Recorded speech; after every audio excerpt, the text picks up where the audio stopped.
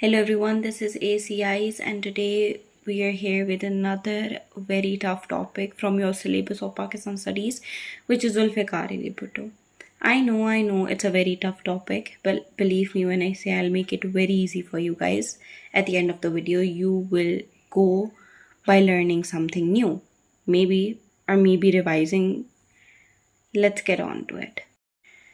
Okay, so Zulfiqar Ali Bhutto became the president because after the Bangladesh declared itself independent country, Yahya Khan felt ashamed to be failing as a leader and resigned. With that, Zulfiqar Ali Bhutto was the only option available and suitable, as he also won the elections as a party a year before this, which is 1970. So in 1971, he became the president and civilian martial law administrator. As soon as he got into power, he took immediate steps, which were he dismissed few of the main senior officers. Now, I did wrote few, but they were like most of the main and important leaders at that time, and he imposed and appointed his own leaders. For example, he appointed General Tikka Khan and many more. He also set up a Federal Security Force, which was FSF, in October 1972, which was a government controlled military force set up to assist the police force.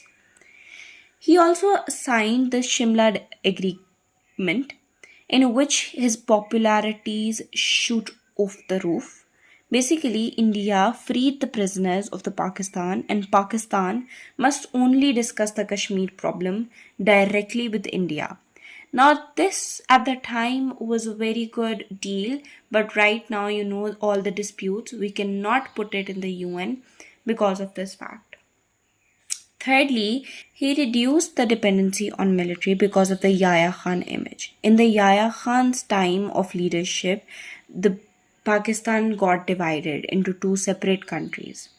So the military reputation was down the hill. So he noticed and he made sure to the citizens that he is not depending on the military. Now that is the reason he also introduced FSF. He also created a new post of Chief of Army Staff. And he appointed his own men from the party in assembly. Mostly, majority. Okay, now comes the constitution part. I know, I also hated it, but this is how I learned it. So I basically made it in a level form, each level. So basically the final level, the top tier, was the president, which was to be changed every 5 years. Then the second last level, which is like a knife, that is my indication to power. I'm so sorry. So then that comes a prime minister. So a prime minister was elected by the majority team members of the National Assembly. Then its powers is basically that it can oppose emergency orders and appoint the Chief Justice, and can issue the presidential orders, of course, by the approval of the president himself. Then comes the cabinet. You can see the little people I made. Those aren't just circle and triangles. So the cabinet was just there for advice, just like how Indians were in a British rule era. Again, sorry. So there were two houses in the cabinet, first being a senate. So a senate contained the members of the provincial assembly, each having equal numbers of representatives. Then comes the National Assembly.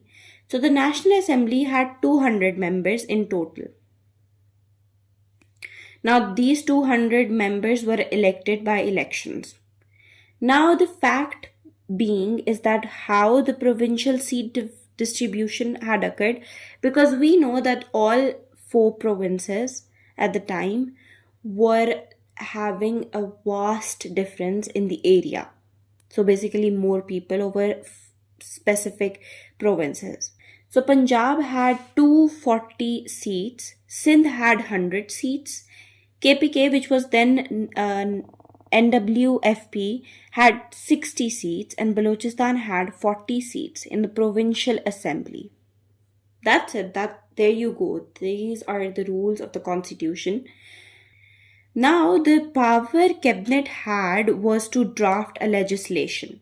Legislation is basically just a set of rules, so it was just a draft. They were to give their draft to the prime minister or the National Assembly to be noticed. However, the restriction was that they could be suspended by the president or prime minister any time, and they were chosen every 5 years. Now comes the reforms part. So, first thing he did in the industrial reforms was that he wanted to lower the inflation. So, he nationalized the industries.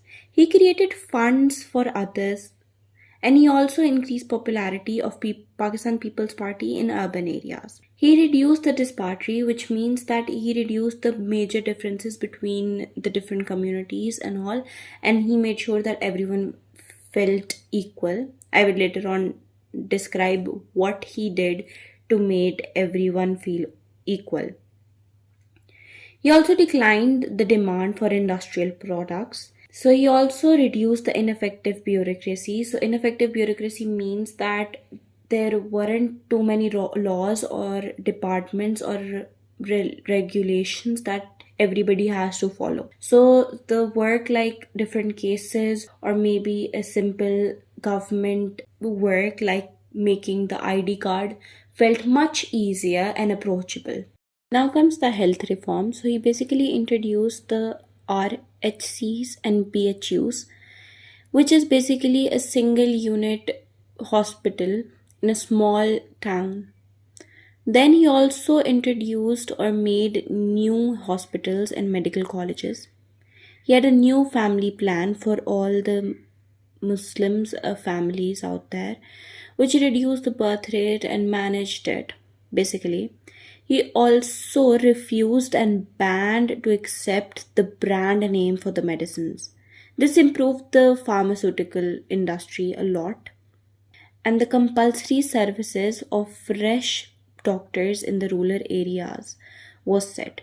Okay, so this made sure that the rural areas have good doctors, practicing doctors for them. In the agriculture reform, he had this scheme where he said 500 acres of unirrigated land and 25 acres of irrigated land was the limit. And anybody having more than that will have to give their land to the government. He also had to make sure that the tenants, the person who is working on the land at that time, or the person who has taken it for the rent, should be prioritized when selling the land. So basically, what it means that the person who is getting the land is okay for them working on it because that is their source of living at the time.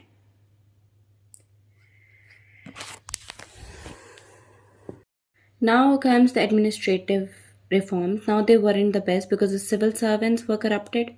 They structured it onto the number of smaller servants. So basically, they passed on their task to the person beneath them, and that was just going on and on and on. Now there was direct recruitment method, which means there wasn't a competitive exam for a position. Furthermore, the officers were accused of fraud. Then comes the social reforms. In the education sector, he nationalized the schools. He had the uniform syllabus. He built new schools and made primary education compulsory. Now, this was a very good initiative. However, the failures to it was that it was expensive for him to do so. And the rural area mindset didn't care about the education at that time. It was a very slow progress because nationalizing schools and building new schools take a lot of time. And because of the free primary education and because of the compulsory primary education, the schools were overcrowded and there was limited staff. So it was a bit troublesome method. Now comes the downfall of Zulfiqar Ali Bhutto, starting by the opposition of industrialists and businessmen. So basically, they lost the ownership and profit of their own companies.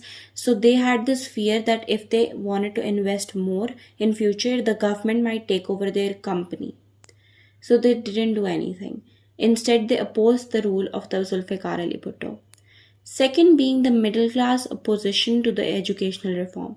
Now, what I mean by this is basically the middle class puts a lot of effort and money for their children to study in good schools. And now, because of the uniform syllabus and all that effort, just goes down the drain. Now comes the 1977 elections. So PNA was another party which promised the Islamic rule. However, after elections, the victory goes to Pakistan People's Party, which was of Zulfiqar Ali Bhutto. This made PNA reject it and decline it, and they started this unrest in Pakistan, which resulted in a martial law. Now, after the martial law, Ziaul Haq promised elections to the citizens and he shifted Zulfiqar Ali Bhutto to Murray. Then he filed an old murder case against him, had him arrested by September 3rd, 1977, and put him to the death sentence by March 18, 1978. And Zulfiqar Ali Bhutto was hanged in 1979 Rawalpindi. That's it. Thank you.